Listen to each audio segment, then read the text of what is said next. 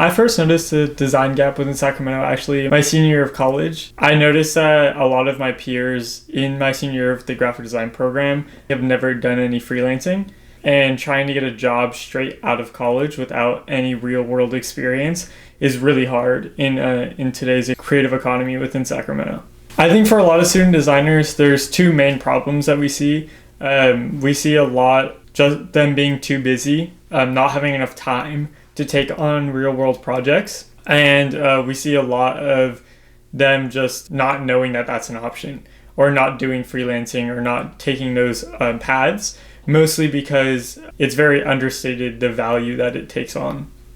I think Sacramento is really unique because the creativity is there. There's a lot of graphic designers and creatives within Sacramento that have that creativity. It's just not being utilized because there's so many. Those junior position jobs, those low-level entry jobs are being filled by people who aren't at that level. They're above that level, which makes it really hard for people who are at that junior designer level like that to actually get those jobs and make real money off of it.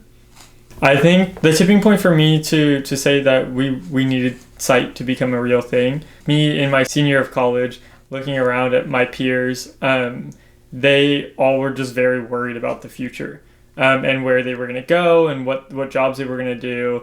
And a lot of them are having to compromise on their creativity. At least it was an option for me to kind of just go the more corporate route and just do whatever will get me paid the most, although that takes away from your creativity. And so I saw this gap that needed to be filled. And within the local nonprofit space, other local groups that I've worked with, their design work, they don't have the budget to go out and pay for really good design work.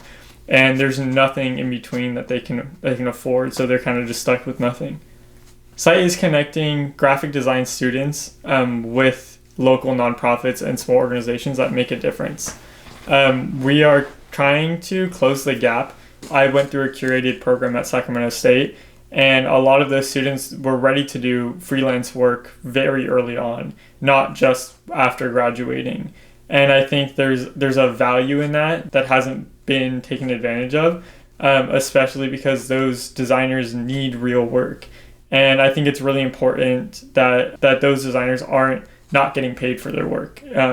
There's a lot of designers I know that will take on pro bono projects and do stuff for free just for the experience, or even the client is paying them in experience, which I don't think is valuable at all to the client or to the student. It's really important that clients understand that this work needs to be valued, and it's even more important that the students understand that their work is valuable.